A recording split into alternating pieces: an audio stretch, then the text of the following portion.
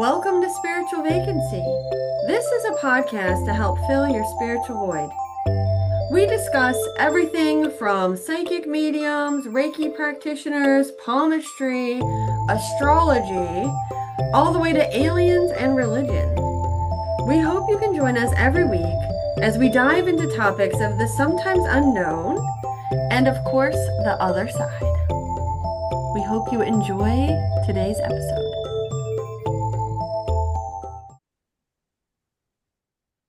Good morning, good afternoon. Welcome to Spiritual Vacancy, wherever you are, whatever time it is, wherever you're listening to us.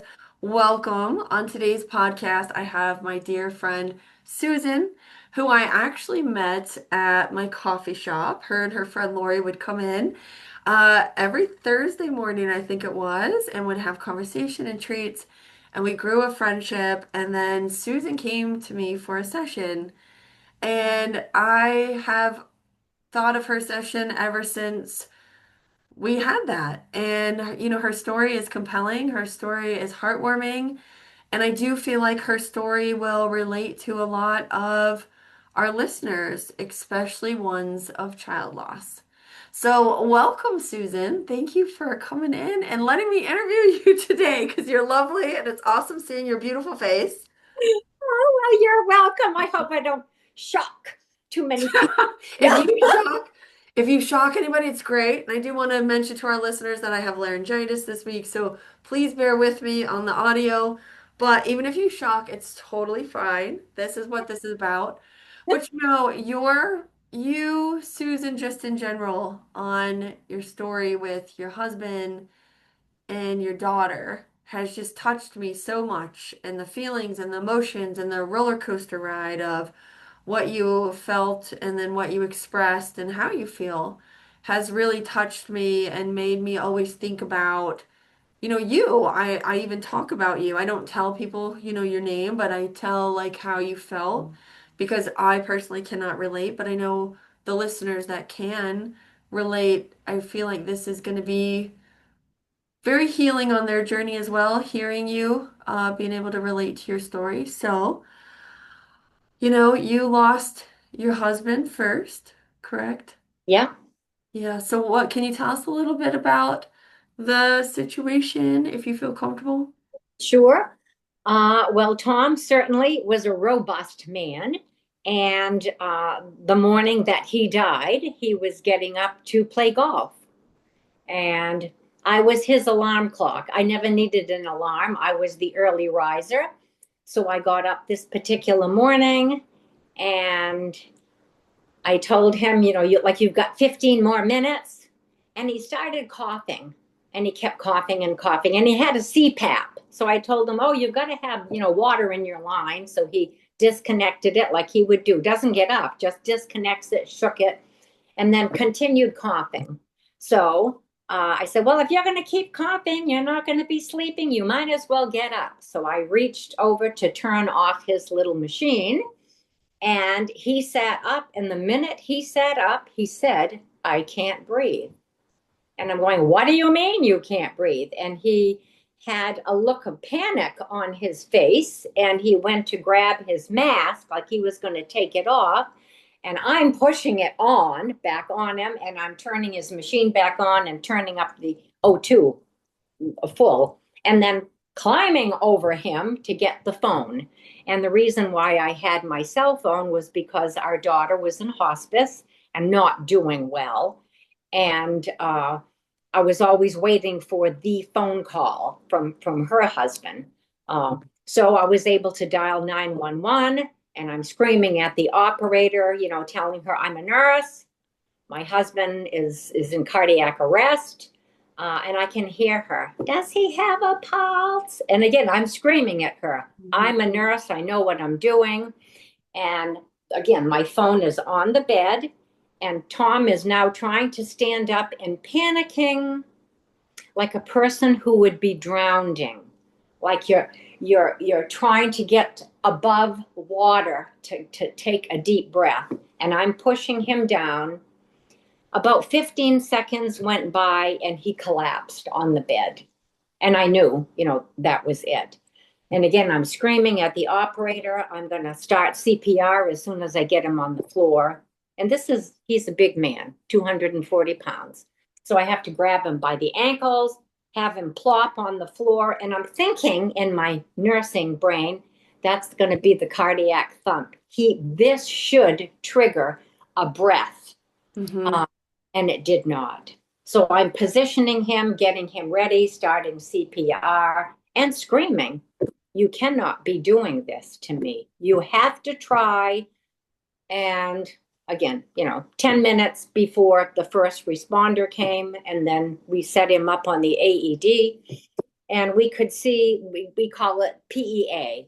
And in the hospital, we would stop for pulseless electrical activity. You don't even give meds because there's nothing, to be working with. And I just looked at this man who I knew well because he was a local, just lived down the road from me.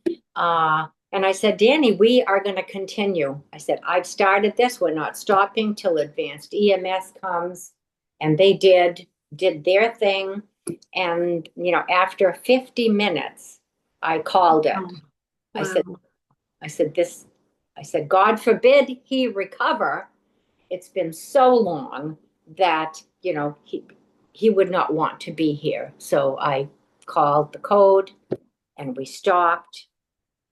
And then, people had arrived while advanced EMS is doing their thing. Of course, I stopped when they arrived. And they ask you, "Is there anyone you want to call?" And I'm thinking, oh God, the only person I could call was my younger sister, 15 years younger than I. Mm-hmm. And she and my daughter were very close, very close. So, only 6 years apart. So, they were like sisters, rather than aunt and Yeah. niece. So she was on call. I knew she would answer her phone because Jennifer, that was the plan. If something happens, her husband would call us and I would call my sister. So she answered the phone right away and, of course, panicked, thought it was Jennifer. "Is it time?" And I said, "No, Jennifer's okay." And she's going, "Well, what is it?" And I said, "It's Tom. Mm-hmm. We're doing CPR on Tom." And she's 40 minutes from me. So poor dear, she and her husband, they were just arriving when advanced EMS was packing up their equipment. And she's watching them go by. And I'm opening the door and looking at her and just shaking my head. And then we had that quiet time with Tom. And then she went to get Jennifer. I had them call. I said, "I cannot tell her this on the phone." Mm-hmm. And I said, "So, call her husband and tell her you're coming over. Tell him what happened." Because she was, this happened at, 5 o'clock in the morning. So, Right. yes. So she was still, sleeping. So by the time my sister got there, she was just waking up and wondering, "Well, what are you doing here?" And thinking, "Did you have to bring your old dog, into the vets?" Right. And she's looking at their faces and then her husband's face and saying, "What is it? Is it mama? Is it daddy?" Mm-hmm. And they're, just kind of saying, "Your mother is fine." And she's going, "So my father had a heart attack. What hospital is he in?" And it's like, "He didn't make it." So of course she goes nuts. Uh, and because of her cancer, and she had her cancer for 38 years. So Your daughter? yes, Yeah. yeah. She's had cancer since she was 13 and had, maybe 40 or 50 surgeries. And Wow.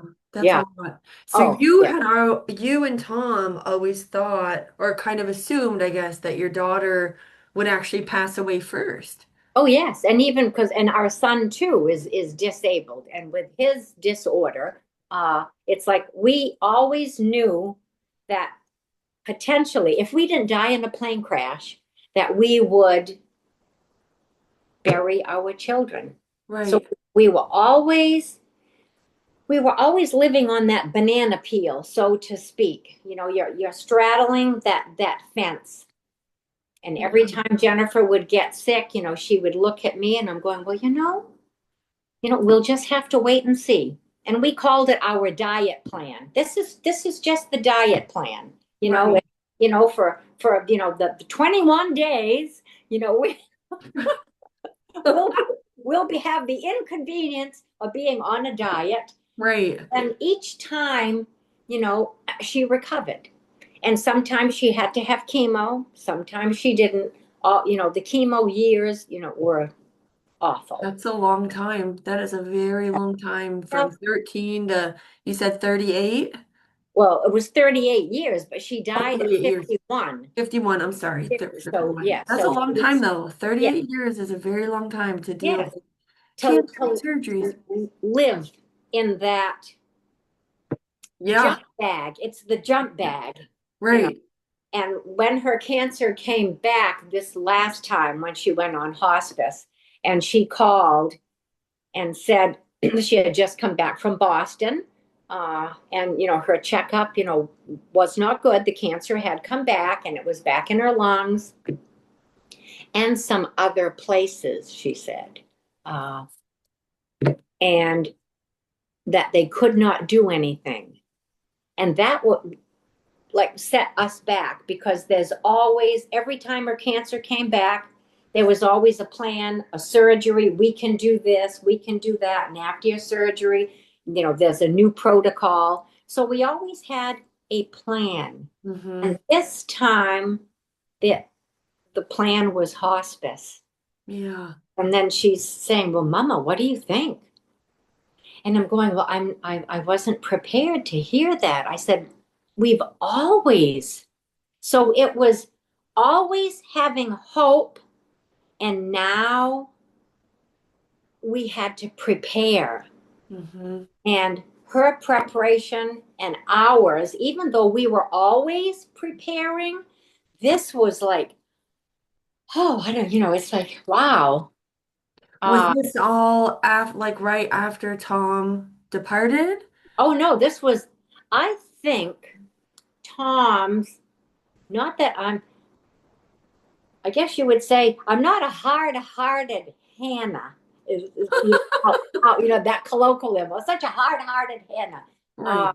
but I've always had to. I think I've had to be the stronger one emotionally in our house, because mothers are always dealing with the kids, Right. and you always have to project, smile, or this is how I perceived my part, to protect your children and give them strength, that to see me crying, Mm-hmm. uh, my kids never saw me cry.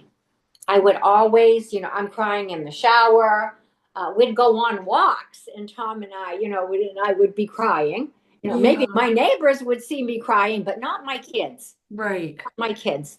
And even Jennifer, when she told her husband, Mama was crying, and he said, it must really be bad if your mother, even he said, Oh, it must really be bad if your mother was crying. right. They're, the doctors are serious.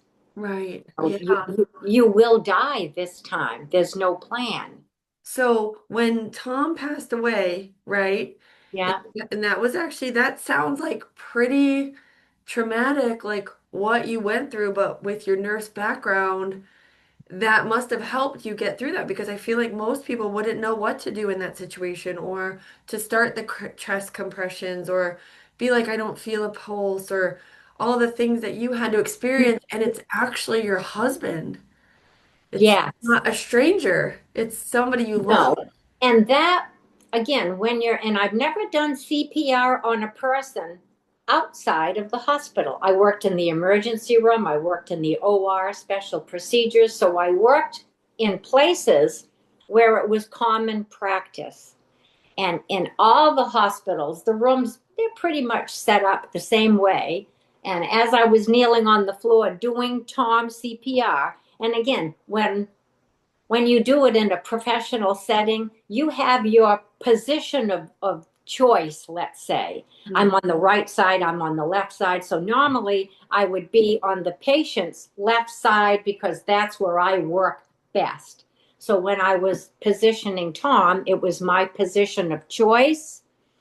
And at one point when I was doing his rescue breathing, I was reaching up for a suction catheter and the O2, and it was like all, I'm still looking at him, going to place my hand on his chest, and I'm reaching up and I'm going, oh my God, I am home. I'm not in the hospital. I have no equipment.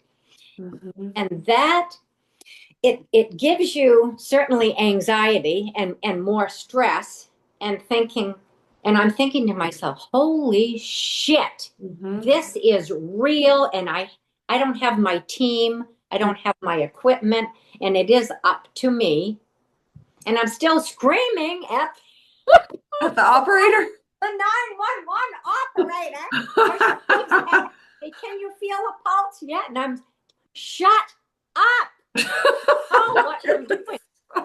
So I'm sure the recording that they have is this out of control, screaming Mimi, telling her to shut up. I know You what get a I'm copy of doing. that. No, I was kidding. Yeah, and also telling Tom, you cannot be doing this. Right. I need you. And I did. I said, this is the coward's way out. Don't be a coward. My husband, a combat wounded Marine. You weren't ready for him to go, though. You weren't Yes. ready. You needed him. Yes. And also, again, getting back to me being hard-hearted and my very tender-hearted husband. Yeah. He, there is no way that that man could have watched his child die. Not that it was easy for me, but again, because of my training, he's had combat training. Yes. And I've seen young, old, and in between pass, and it's horrible. So he could not have taken. I Yeah. would have been doing CPR on Jennifer's living room floor while she's dying and Tom is making Right. his exit. But Right. when Jennifer did eventually get here, and of course she had one leg was amputated because of the cancer, Oh, and wow. So she already had that. oh, yes. So she's on oxygen, full-time oxygen with her crutches, and her wheelchair, didn't have access to where Tom was. And that's another thing. We weren't in our home. I sleep outdoors in the woods. We have like a screen cabin that year round I'm sleeping, even in the winter below zero. It So looks like you have a house, though. You look like you're Well, in a house well, right this now, this is Susan. my house, but where Tom died outdoors, you have Okay. to walk through the woods to this like a cabin Okay. with all screens. I would say 6 feet of screens and 4 feet, so the animals can't get in. They can't Right. anyway. It's got a metal roof. Right. So every night we would walk out to what we call the cabana. We'd go out to the cabana. So I'm in the woods. Right. So Jennifer, her wheelchair came as far as it could, and then with her crutches, she walked out to the cabana. Um, and that again, that was horrible. She's sitting on the floor beside him. Mm-hmm. And even though we were outdoors and it was screens, you know how they say if someone dies in your home, you open the windows, light a Yes. candle, let their Right. soul, their spirit. Mm-hmm. And when I was getting him ready, put a pillow under him, and made the quilt, my pretty quilt, got him all fluffed up nice and folded. Uh, and I still lit a candle so that when Jennifer came in, there was, it didn't, you weren't seeing all the mess that we had created that had been picked up. So she didn't have to see that chaos. Uh, Right. and she sat beside him and she said, Mama, now I know who's coming to get me. Because we've had so many people. My sister died just, let me see, so July. So I had a sister that died 4 months, another younger sister who was Jennifer's godmother. Uh, Uh, so she had passed and she said, I wonder if Aunt Laurie's going to come and get me. And I said, well, I don't know. I said, she was your godmother. Hmm. Hard to say. I said, it might be Meme. Who knows? All kinds Right. of people have gone, relatives, older relatives. Um, but she said, no, Daddy's going to come and get me. And I Yeah. said, he probably is. And all that time, and I'm thinking, I'm going to swear. Just fine. This is a public, this is an Yes. adult And podcast. I'm thinking, poor Tom's dead. And I'm thinking, you son of a bitch. I did. Because he left you. Because he Did. left you. Didn't. He Yes. I wasn't said, you supposed to should leave have you. tried. How can you abandon me? You talk Mhm. about in my hour of need. How can you abandon me? Right. Like you're angry. Like you're like, why are you leaving now? Like Yes. it was so Yes. sudden too. It was so quick. Oh, yes. 15 seconds. I Yeah. mean, he died at 5:01. Right. 5:54, I called the code, but he died after that 15-second pause, when he Right. fought back. That You was it. knew. You knew. I'm working on him, and I do think, his spirit, he's looking at me working on him and hearing me screaming at him, Mm-hmm. calling him all the things I called him, Yep. and then, yeah, They know everything. and telling him, how can you be leaving me? This, Right. I mean, yeah, Coward of the Year award. Yeah. Do you think it's also harder when you just kind of assume that somebody is going to pass before somebody else, and then when that doesn't happen, it can kind of affect you a little harder than it would if it would have happened the way you would have imagined? Because I know like one of my friends lost their spouse and they always thought, he was way older than him. So we thought Hmm. he was going to go first, but it was actually the younger one that went first and he had like the hardest time because that's not what they talked about. He thought Right. that he would go first because he's older, but he's not. He's still living and flourishing, but it really affected him that his spouse that was, 14 years younger than him Yep. passed away. And he said if we hadn't talked about like how we thought it was going to be, he said it might not have affected me so much. Do you Yep. feel Well, that way too with Tom and you always just kind of assuming that your daughter would pass and then it's like, why are you leaving? You're supposed to be. well, we had, it was like a prelude to what occurred, whether we call it the universe or God, whatever. I think it's God. When my sister died, uh, and again, no one expected her. Is this the one that passed 4 months before Tom? Before, yes, Okay. and Jennifer's godmother, Right. and my poor sister. We knew again Jennifer was on hospice, and she's going, I'm going to make such a scene at Jennifer's funeral. I'm going to be crying more than you. And I'm looking at her and I'm going, well, you're just going to have to pull yourself up by the bootstraps. I said, you have time to prepare. Right. And when she had called me 2 weeks before she died because, and I always say, I supposedly had a heart attack. And in my opinion, I'm healthiest, most fit person I know. You are. You are. You are healthy.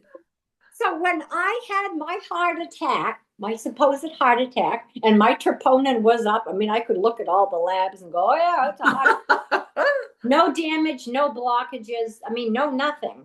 And of course, I'm looking at the doctor and I'm going, I used to run this emergency room. Don't you be telling me shit like this. I said, you call that lab again, it's wrong. But we'll be drawing labs. And he said, and you're not running a code here. You're the patient. And I'm going, yes, I know. Uh, but, all that being said, my sister is saying, when you had your heart attack, what did it feel like? And I'm saying, you work for cardiologists. So why are you asking me something like that? Mhm. And she goes, well, what did it feel like? And I said, I thought I had the flu. I had a stiff neck. And I thought, oh my God, I slept wrong. I said, it was that kind of, I said, I was fine. I was supposed to go, shopping for quilt fabric. And I called my friend and said, I'm not driving an hour, to go shopping. And I'm not going to be able to enjoy it with this stiff neck. So I canceled. And Tom said, you never cancel anything. And I'm going, I don't feel good. And he was going to stay home from golf. And I said, no, it's too nice a day. You go play golf. I said, if I actually don't feel good, I'll go in, to Express Care, which was where I worked, and I knew everyone. So Yeah. Yeah. yeah. So yeah, I did have the heart attack. So that being said, I told her that, and I said, so why are you asking me? And she goes, well, she said, sometimes they get out of breath. I'm tired when I walk. I said, you work hard all day. She was overweight. Hmm. Uh, and I said, you're losing weight, you're watching your diet, you're getting more exercise. I said, that will come. But I said, you work for cardiologists. Have a workup on your day off. Hmm. So I called another sister who's a nurse. We have a lot of nurses in the family, and told her, and she's going, oh my God, with our family history. And I said, I told her all that crap. Hmm. And I said, we'll see. So the day before she died, that night I called her and I said, no, it was the morning. She died on a Sunday. I said, I'm going to call you at work tomorrow. Give me your direct line, not your cell. Give me your direct line and I will call you Hmm. to remind you. And if you don't go, I'm going to be in the office and I'm going to tell your doctors. I'm going to tattle on you. Hmm. So, and then we all called because we have a big family. Uh, so everyone had talked to her Sunday, and she died Sunday night. Wow. Yep, she said had a dizzy spell. She told her husband, "Oh, I'm a little dizzy." So she just sat in the chair till it went away, and then she's a Mary Kay girl. Hmm. So she was going to get up and do her Mary Kay nighttime thing, and then go to bed, get ready for work. And her husband heard noise in the hall, and that was her.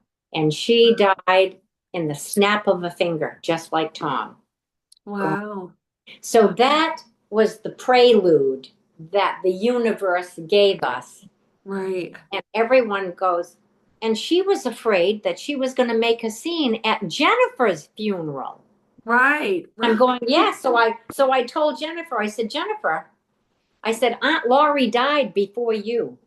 I said, there could, and I did tell her, I said, my God, I said, the way Daddy and I drive all the time, I said, we could be killed in an accident. I said, you might bury us.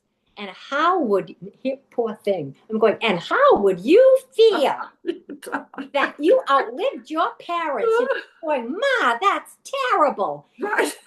I'm just saying that your poor aunt, no one was expecting her at 64. Right.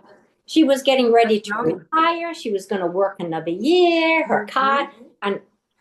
I said, oh, her bills were paid. Yeah, and that's young. 64 is very Yeah. young. I said, Very she didn't young. even get to collect her Social Security. She doesn't Yeah. have any kids. She does. It's so tough. Yeah, she's wow. Yeah, so Oh, she passed before Tom. yes. And And then before uh, Jennifer. and then Jennifer. Yes. So after my sister died, and again, Jennifer's on hospice. I told Right. Jennifer, I said, this is a sign. I said, you need to make your final plans. She was procrastinating. I said, you need to call the church, find out what you have to do. I said, you need to write your obituary, which I ended up writing. Okay. Because she didn't finish. She asked me to help her, and I said, I'm not writing an obituary, I'm going to write a story. Yeah. And we're not talking about high school and all that crap. I said, we're just going to write a story. So I said, I'll start it and you fill in the blanks. Well, I did start it, gave it to her. She never filled in the blanks, so I had to. When the time came, I had to write hers. So Right. anyway, and I said, you need to go to the mortuary and do your direct cremation if that's what you want. Pick your music for your mass. I mean, And this is your daughter. this And is this my is your daughter, and I daughter. told her all this stuff because I said, me and my brother had to do it for Aunt Laurie. So I said, all this stuff we've already done. And I said, she did not have direct cremation. I mean, she did, but you have to pay more. So I said, if you want to pay more, then that's, you're going to. Mm-hmm. So, I mean, she did, it probably took her, it was actually probably just a month before Tom died, where she called one day and said, Mama, I've done it. I said, What? She goes, I called the church, I picked the music, that's all done. The caterer will be, for the wake, that's going to be in at the church. Roni, her husband is Roni, will choose, what he wants for food. And, I went and I picked out my urn, all that stuff. And she said the woman at the church, asked, who had passed away. And Jennifer said, Well, I haven't died yet, but I'm just making my plans in advance. And the woman said, I've never talked to the would-be Mm-hmm. recipient of the mass, let's say. Right. And I said, So good. I said, You taught her something. You got that done. And then I told her, I'll get my story to you. Yeah. And then Tom died. Yeah.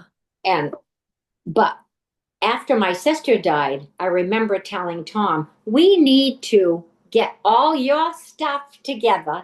I said, because I don't care. You're going to put, Susan Lonis, like Bond died, an announcement. But I said, I said, you were military. And I said, you were combat wounded.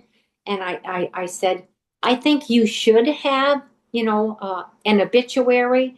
And then I was kind of glib and mean about it. And I told him, so if you want that, you better start writing down your dates. I said, and I made a pamphlet. I got a folder together with all Tom's DD 214, Wow. a marriage certificate. I mean, there are so many things that you need. Right. And I put it all in his envelope. And I had what little, I had in mine.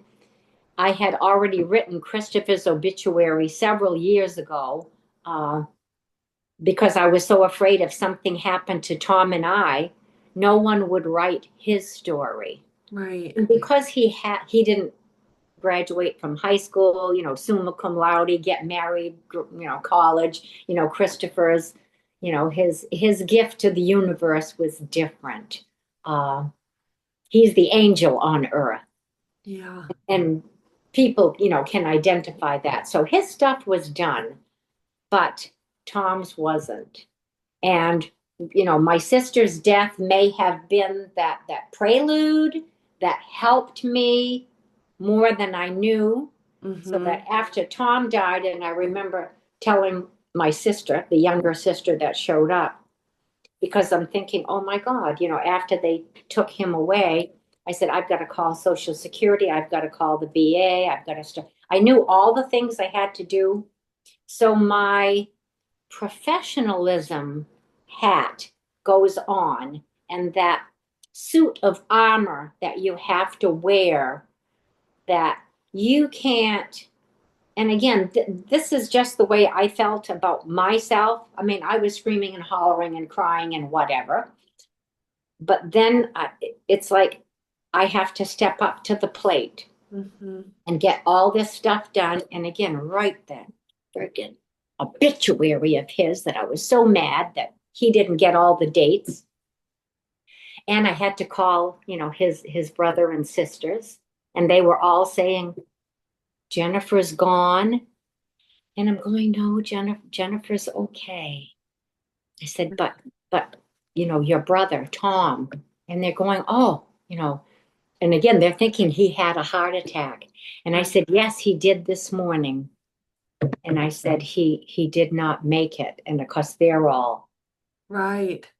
And yes, then in the midst of you losing your sister and then losing your husband unexpectedly, and now you have a daughter that you're helping pick out her cremations, her plot, yes, like all of like yes. that Your almost church feels like music. Yes. What do you believe? surreal. It doesn't Yep. even seem like you could even like I couldn't even comprehend what you were feeling in those moments or in that grief of like, okay, now, yes, you have to flip over into mom mode and like try to hide emotions and be strong for your daughter, but you still might not even been touched on the grief that you just had from losing not only your sister, but your husband. No, and that again, it gets put on the shelf or the Right, back burner. It's simmering, it right. is there. And the night that I went to, Tom died, and I'm stripping the cabana, I'm remaking the bed, washing it all up, and I'm out there sleeping that night on his side of the bed. And my Hmm. younger sister, she goes, well, I don't want you staying alone. And I'm going, I'm really going to be fine. She goes, well, I'll stay. And I'm going, I'm sleeping in the cabana. Hmm. And I said, Tom, I said, you were here. You saw Tom laying there. And I said, you that has a hard time to deal with death have just experienced something that you will never, that's your post-traumatic stress. I said, you will carry this. And I said, it might not be good for you. And she goes, no, I'm going to do it. So she did. And she did sleep. I mean, she was snoring. And God. I remember I'm laying there. You don't sleep. I don't think I slept for a week. But all of a sudden, I'm now in shock. I'm literally vibrating like I've got a fever, and your teeth are rattling. And I'm going, and I'm almost laughing to myself, going, oh my God, this is shock. And you see it in the hospital when people come in and, they're so injured and everything's shaking. Your body can't control itself, nor can your mind. And that it only happened that night. Uh, but again, that awareness is that this is a natural, process. Hmm. And then you get up the next day and it's like, okay, I'm going to make muffins. Da, da, da, da, da. I mean, you Right. do. I've got phone calls to make. You can go home. I'll be okay. And then the phone never stops ringing. Thank Right. God I have a landline Right. still here in Maine. I have a landline on my cell phone, so I could have conference calls. Right. I'm talking. I'm talking. With all the phone calls coming in. Yeah. Now, how long? So then let's move over to your daughter because now you are preparing for pretty much essentially the worst for her, still Yes. trying to handle your grief. Yeah. And so if you want to talk about that process a little bit, so like how long was it, like a year? How much did she live after, how much longer did she live after Tom passed? A month and a half. Oh my gosh, Susan. A month and a half. So There was. you lost your sister in 4 months, four Yeah. months prior to your husband, and then your daughter passed a month and a half Yes. after your husband Yes. And Tom's funeral was October 10th. Hers was the 24th of October. of October. Yes. Well, Wow. and as she's going through her thing and saying, Mama, can't you plan Daddy's funeral sooner? Because I don't think I'll be able to attend. And it's like, no, I can't. I Yeah. can't do that. And then I did tell her, I said, it's only the mass. And I said, and your father didn't even want a mass. So I said, we're going to have a graveside at the VA cemetery. We had, it was a Marine who was, what is that, bagpiper. And then we had the Marine, contingency and the 721 gun salute, all that stuff. Uh, and I said, so it's going to be graveside. And I said, if you're up to it, you can be graveside in the car, with your oxygen.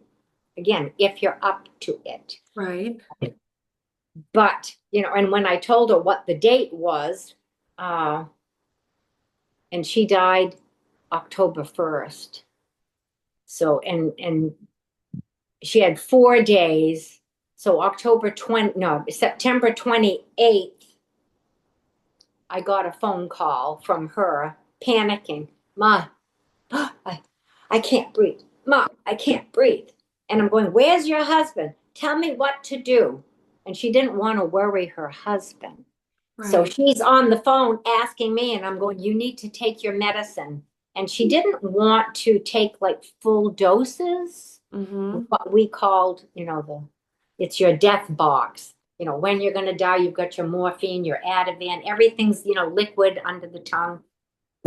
And I Okay. said, do you have it on the table beside you? And yes, yes. And I'm going, then draw it up and draw a full dose. Can you see? I mean, again, I'm thinking of Tom panicking, uh, Oh, so and this is like thinking, putting you into like almost PTSD with your doctor. it's the same thing Yeah. because the Friday before Tom died on a Monday, Jennifer called us on, was it a Friday or a Saturday? Friday, in a panic. Like Tom said, I can't breathe, can't breathe. What am I going to do? And again, take your medicine. And then Tom's going, well, what's going on? And I said, we need to go and see what's going on. So I said, no shower, no nothing, let's get dressed, get in the car. This was first thing in the morning. So we get there. She took her medicine. She was feeling a little better. And then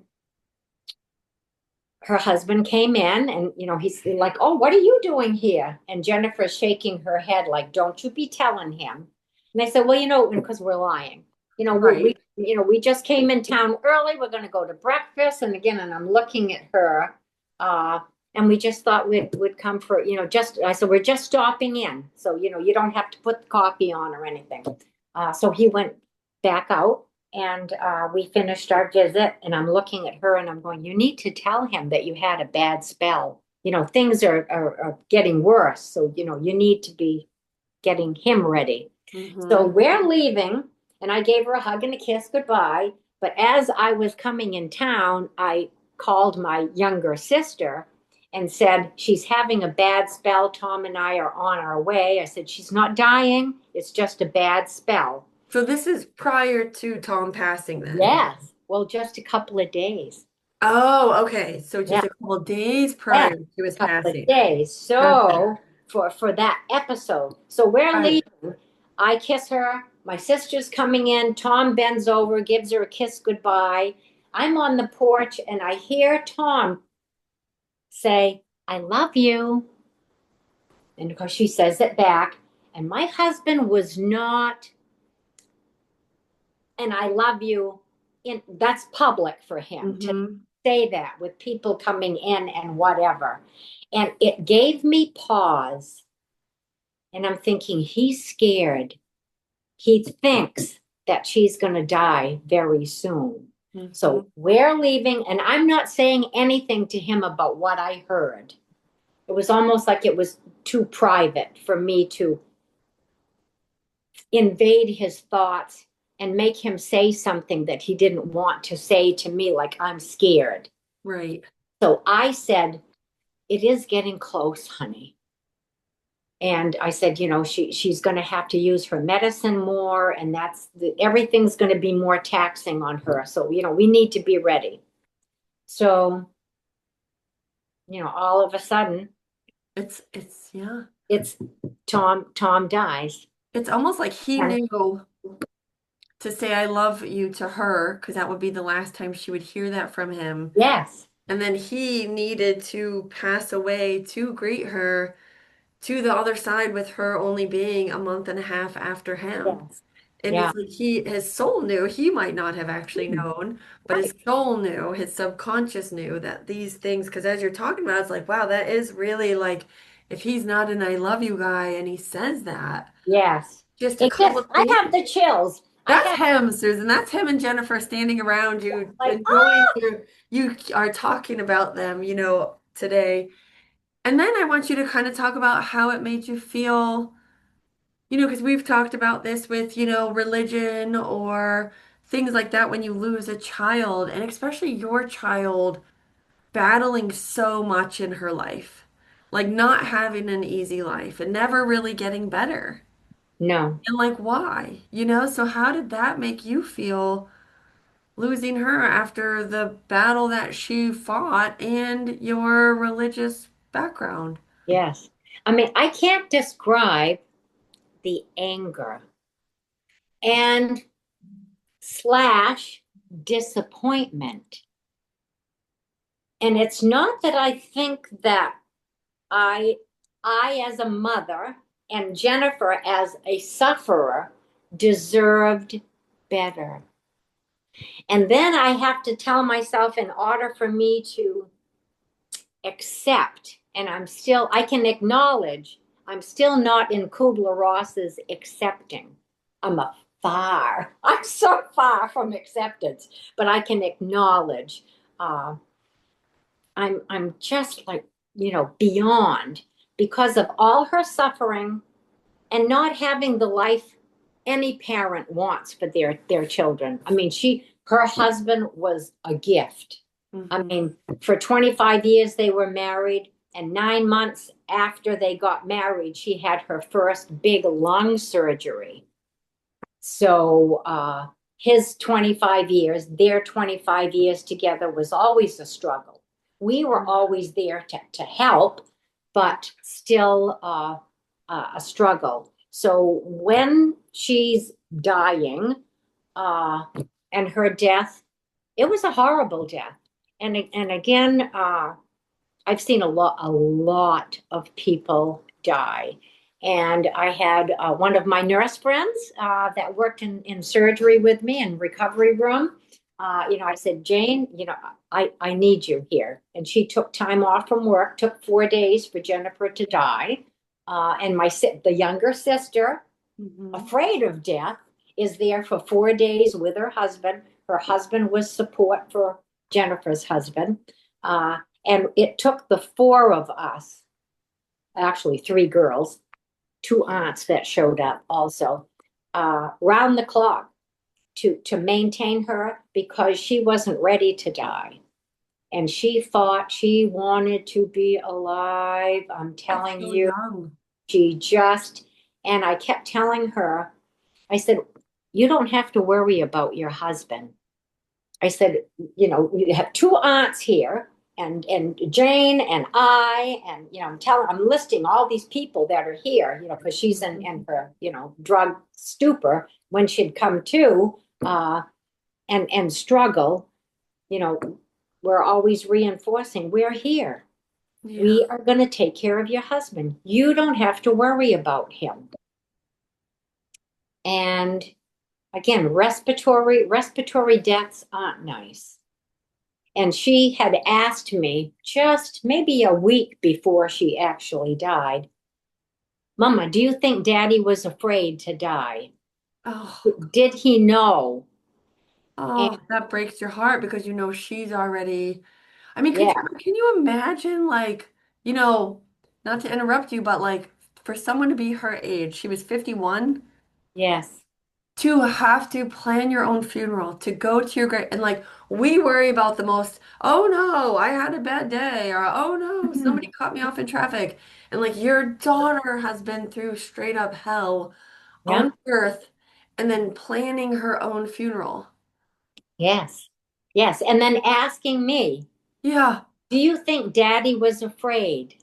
Mm-hmm. And I said, and then I had to put it back to her. I said, when you called us that Friday, and she said, yes. And Daddy said he loved me.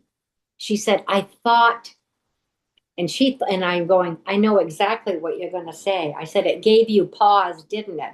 And she said, yes. And then he died. That was the last thing he said to me. The last words were, I love you. And I said, what a gift you got. And I said, and then it was a gift that I received. I said, I am mad at God.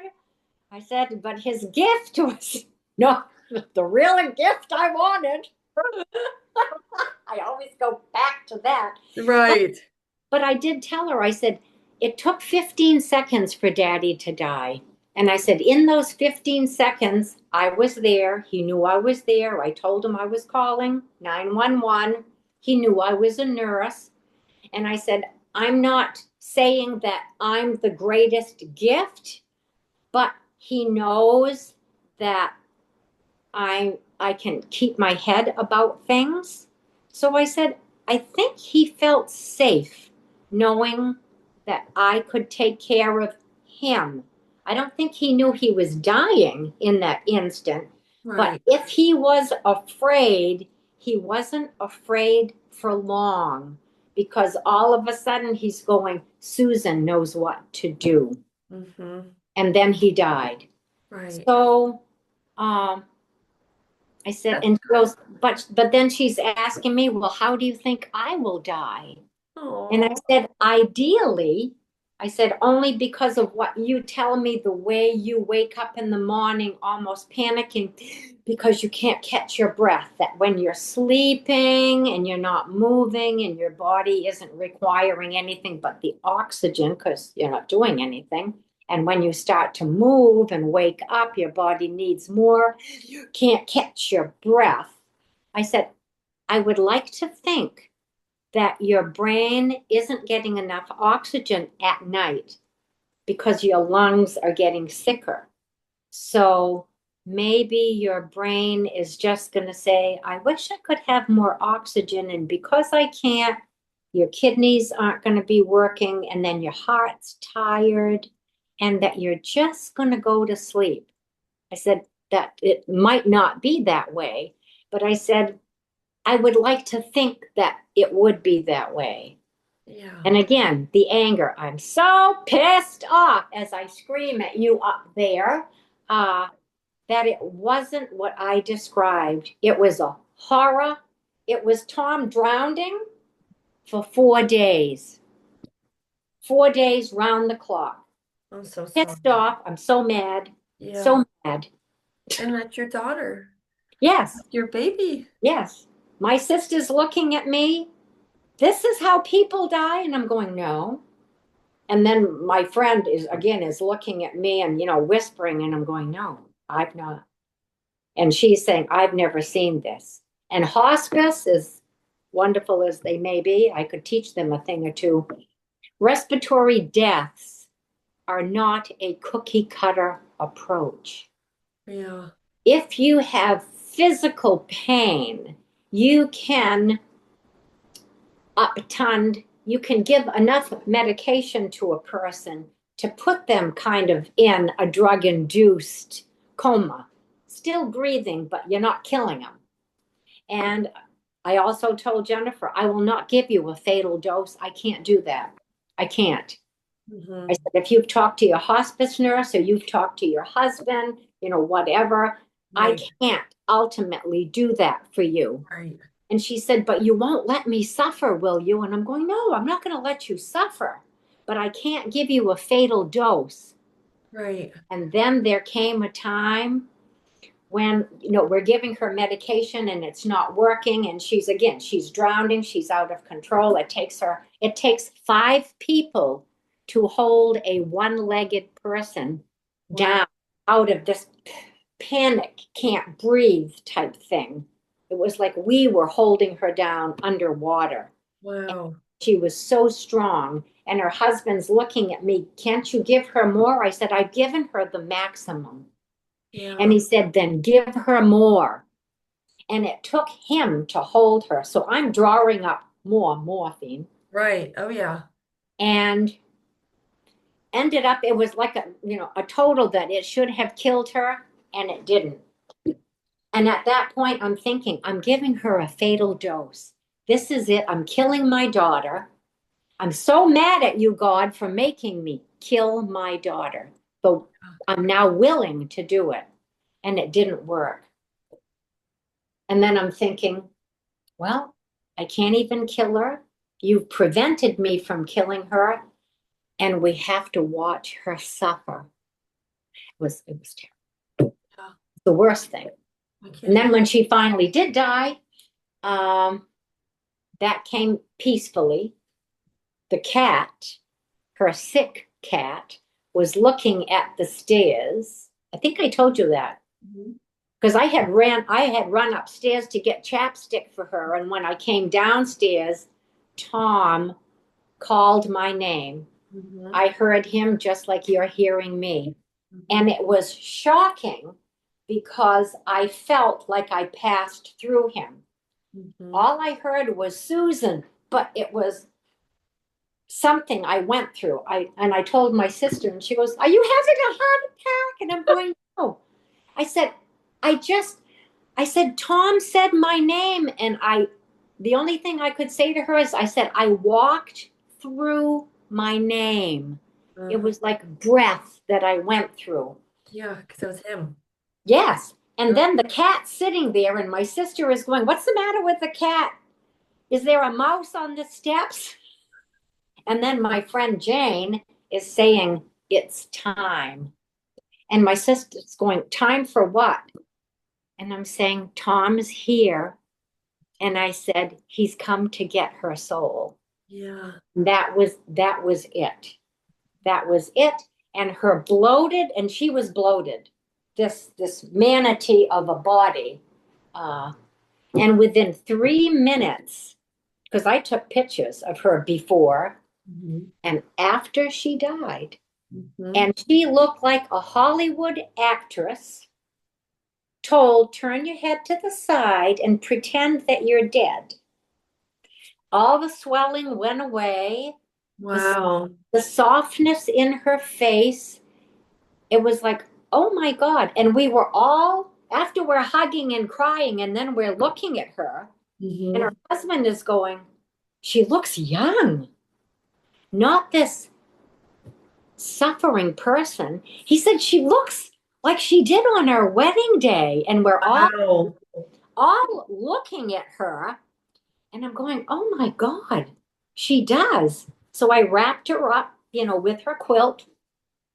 And it was a quilt I had made her. It was what we called the memory quilt of all her clothes and Christopher's clothes. Uh, so she was all tucked in and just looked gorgeous. From a monster to gorgeous, 3 minutes. And then again, when I told the priest that, I said, "It's not good enough." I said, "God was trying to apologize and it's not accepted." Hmm. Then he's looking at me. I said, "I don't have to go to confession." I said, "God already knows that." I said, "I don't hate God. I haven't lost my faith, but I'm angry that my daughter deserved, I think, a quieter death." Yeah, definitely. Yeah. Didn't you chase down the priest or you Oh went my God, and yes. that because that's what I remember of our session when we had our session and you wanted to know why did God take your child? Why? Because you prayed and he saved all these other children, but why didn't he save yours? Why did your daughter have to live through torment all her life? Like, tell Yeah, me.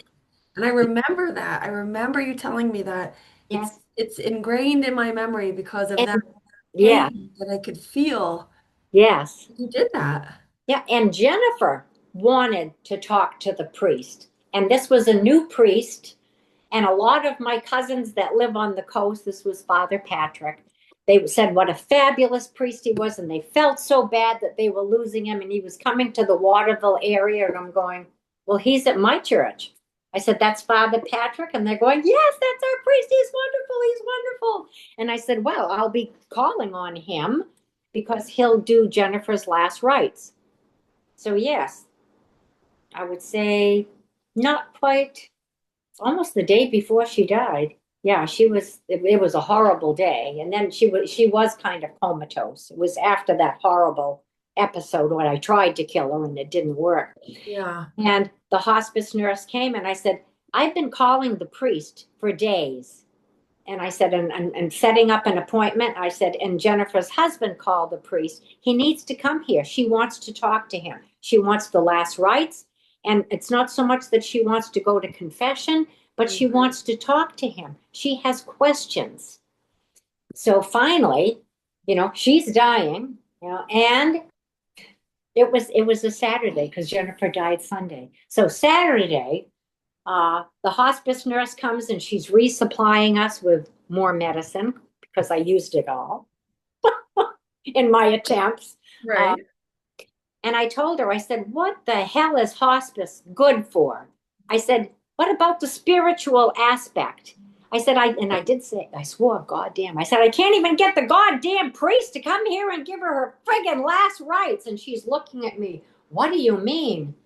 I said, "Well, he's saying mass right now." And I'm looking at my wristwatch and I said, "Well," I said, "it's got 5 minutes." I said, "He'll be out at 5:30." And I said, "You're 5 minutes from the church." And she's going, well, what does he look like? And because I told her where the church was, because she's not Catholic. I said, he's going to be the only black man in the parking lot. We live in Maine. We don't, so to say, he's the only black man Right. out of the church is a fact. So she went and she literally, people are coming out of church. She's seeing him walk to his car. I mean, it was like the last person. So he's locking the doors, he's going to his car. She drove and blocked his car from leaving. And she goes over to him, are you Father Patrick? And he said, yes, I am. And she goes, I'm a hospice nurse. And Jennifer Asaf has been calling you, and her mother has been calling you for days, and she's dying. She needs the last rites. And he said, oh, it was like he forgot. Mm, He was new into the area, so he's been bombarded. I could understand that, but not really. So right. he shows up at the house. He's walking through the door, and I'm with my arms folded. Like, oh, nice you could come here. Didn't say anything to him. I just nodded my head and I pointed. And he walked over, put on his vestments and stuff, got his oils out. My two aunts, older aunts, were there. One is very Catholic, very, I mean, she was in awe that the priest was there, and I'm pissed off. You're mad at the priest. Want to chop his head off. Yes. So he's doing his thing, and then we're saying our Hail Mary, our Father, glory be. I mean, all the things. At least we were saying it in English instead of Latin. Yeah. And then he's going around and he's, blessing, each person. And then he comes over to me, and I'm still like this. And I mean, he knew I was closed. And he said, I'm so sorry. He said, I did forget. And it was like, I know you're new here, Father. And I said, she wanted to talk with you. I said, she really and truly did. And I said, but the fact that this has transpired, obviously, God did not think that she needed to have the conversation. But I will tell you, you missed out on an opportunity. And then he did his little blessing for me, and then he left. Mhm. And he did, when he said her mass, he actually apologized to the congregation because Wow. because he said, this young woman really wanted to talk to me, and I did not make it in time, and I missed an opportunity that I can never have back. But he said, the fact that she really wanted to talk to me just lets me know exactly where she is. And then he, continued with his, Service. yes, yeah, Yeah. yeah. So that, yeah, I had forgotten about that. Yeah, I was mad. I know. But you know what? I feel like a lot of parents are when they lose children in different ways or different aspects, and they do get mad at God. Mhm. And a lot of people, which luckily you still have your faith, but a lot of parents lose that faith because they have such strong faith, but then they want to know why. If I'm praying and I'm doing all the things right, my children are doing all the things right, like why did that have to happen to my child? And I think that's a very normal that anger is natural. That anger is normal Yeah, to have, with losing a child, and especially dealing with your child and seeing the things that you had to see is not that's not normal. Like that's not a is that's very not. rare that anybody has to actually go through what you went through and everything in such a short time. You have all this grief and all this, passings and but they're your really connected loved ones. And that's tough. And like you sitting Yeah, here laughing about it just shows like how strong you are. yeah, but it's laugh or cry. And Right. and But then right. also, I mean, you have to survive. Right. So And then what, yeah. So well, what do you do to kind of help you get through that? Like with people listening, that people have lost their spouses or lost their children, like how do you get through that? What is your days like? How have you handled all this? Because it Mm. hasn't really been that long. No, no, and I would, because it's now 2 years.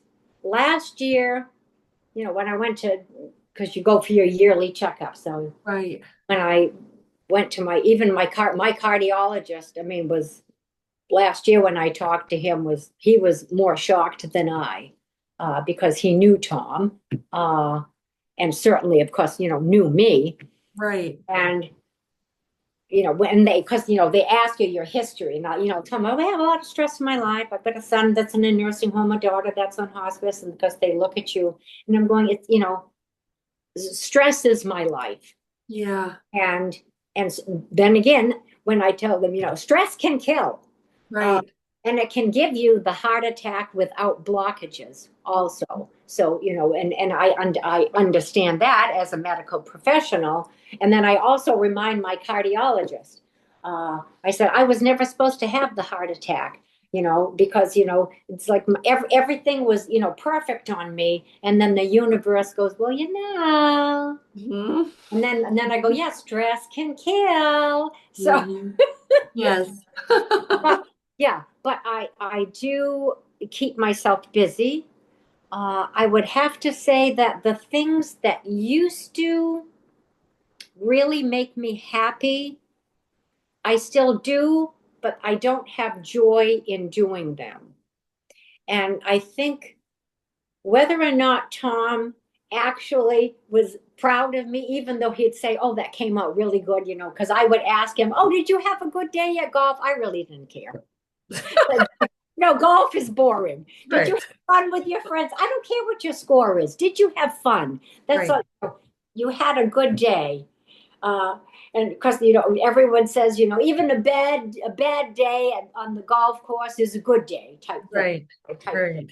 So, and then he'd say, well, what did you do today? Well, I went biking, I went kayaking, I went to the gym, I made bread, I worked in the garden, all my busy, busy things. Or I'd say, look at my new project. And Right. again, whether or not, like the golf, he really thought it was great, he would say it was great. Yeah. And he and I did not eat the same. And he'd come into the house and, oh, it smells good. What are you making? He went, oh, that's your stuff. That's Yeah, your vegan stuff. That's your stuff. And I healthy go, well, stuff. taste it. And he'd go, no, no, no. I said, you just said it smelled good.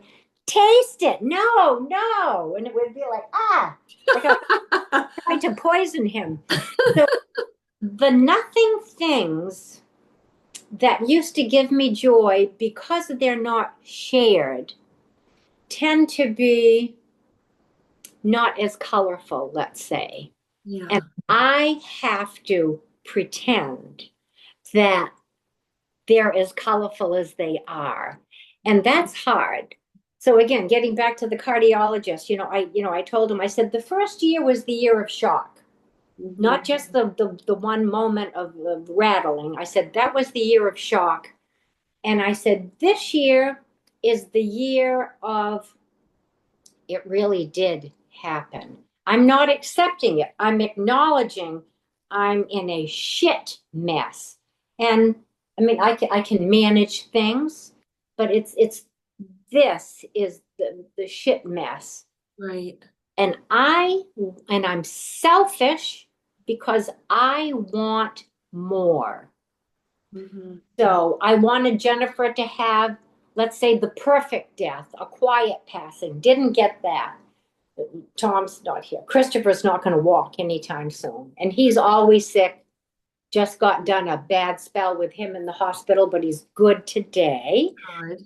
So there's, that banana peel there's always something. I'm trying to have fun. No, you can't have fun. You have to go over here and attend to this. So there's always something to keep me. uh, Busy a little bit. Your Yeah, mind off certain things. yeah, yeah. Yeah. So it's like I want to have fun. And Yeah.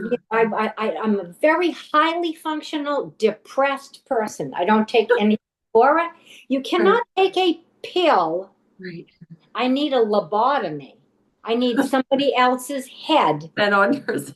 Yeah, yes, because Right. I this is the world that I live in. Right.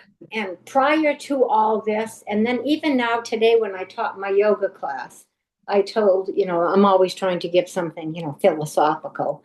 And Rumi's poem, this being human, it's a house that you live in. And you have to, when you open the door and you're going, oh shit, that's all kinds of bad things out there. But you're supposed to open the door and greet all the grief and all the stuff, and or someone's going to break into your house and destroy everything. And you have to put a smile on your face. I mean, that's not the exact poem, but of course, Right. and greet them, bring them into this house that my body is my house that you're living in, because they may be cleaning you out to prepare you for a greater joy. So I have to think again in that way, that it's up to me to create that joy also. So eventually I'm going to have to be less angry, perhaps be more creative in the joy factory type thing. But I also said a phrase today or a sentence today. It's weeping in the playtime of others. So when I was teaching my class today, I said it was a gorgeous day. I said, this is our playtime. I said, everyone here, we're having a good time. We're smiling, we're laughing, and we're making plans. But I said, any and all of us, something could happen. And of course, last year, and I did tell them, I said, last year at this time, something did happen, and it happened to me. Mhm. And I was the one that was weeping. And I said, I'm drying my tears now, and my playtime isn't as much fun. But we have to enjoy our playtime because we're all going to weep. We're all going to have something. Someone got married, someone had a new baby. Mhm. Wonderful things are happening in the world, and horrible things are happening in the world all over. People are Right. going through worse things than I've ever gone through. Right. I have a cousin who she had a divorce that was bad enough.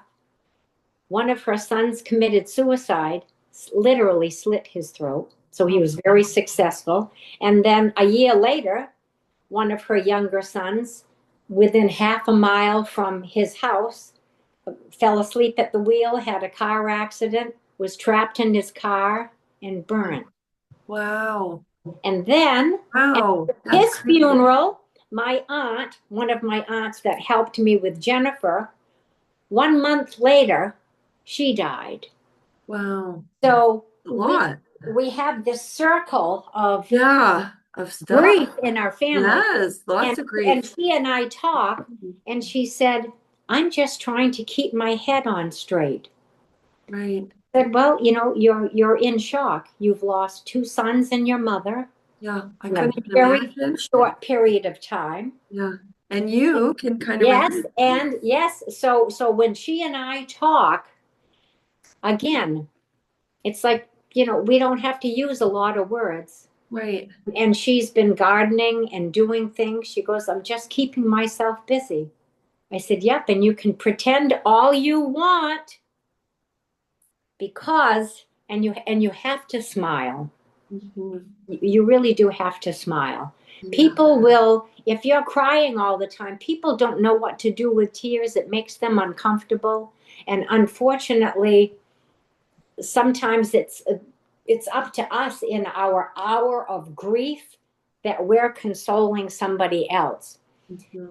And sometimes that does rob you. It's too much. You can't all, it's like, that person is too needy. I can't be fixing them. So, I mean, there are people that you have to stay away from. So, because it's like, well, how are you doing? And they're the ones that are crying. Right. So I can't be around people like that. I can't always be lifting them up because I'm always lifting myself up. And Right. and it's important that we smile. But I also have my times when I do a lot of crying. Which is good though. I mean, I think Oh that's yes. good that you Yeah. honor the emotions and don't try to fully suppress them or, Yeah. push them so far back you forget they're there. But I thank you. I thank you for sharing your story. I thank you for sharing your life, your loved ones. I even appreciate when you had a session with me and allowed me to communicate for you Oh my goodness, it was wonderful. from them, and that's Yeah. part of the healing, because Yes. grief never goes away. You No. start healing a little bit, but that grief, that anger, that sadness, that never fully goes away, as we know, Yes. as you know, that it will never, nothing, there's no cure for grief. You Oh, can't just magically make it go away. There's nothing you could do.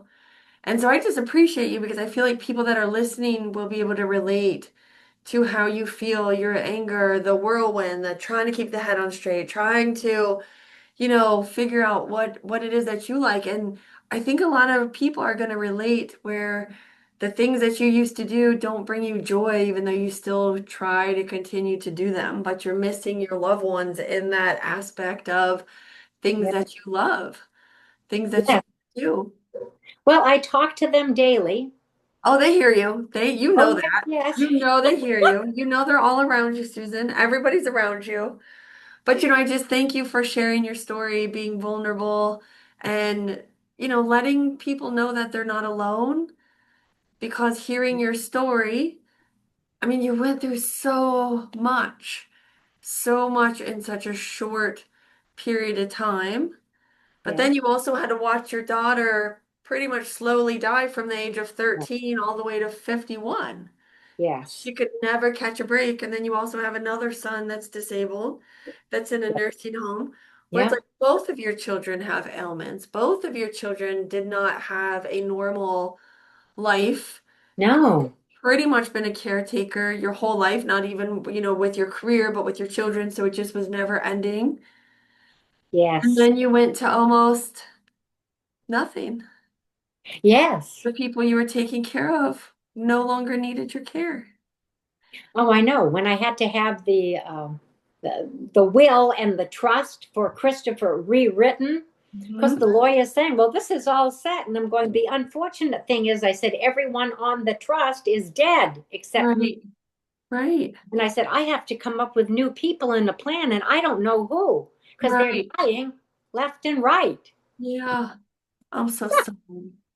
I just appreciate you so much for doing this, for meeting me today, and truly you are an inspiration, to see you sitting here having fun and you always bring light into my life.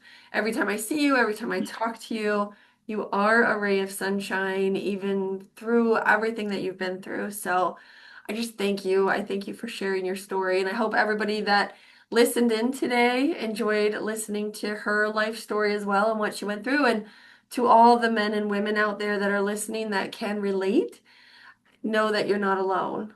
Know that your feelings are valid, your anger is valid, your emotions are valid because of what y'all have been through. So I hope y'all have a beautiful day, and I will see you all next week. And namaste. Thank you, And Sue. yes, namaste. Yes, Thank you. thank you.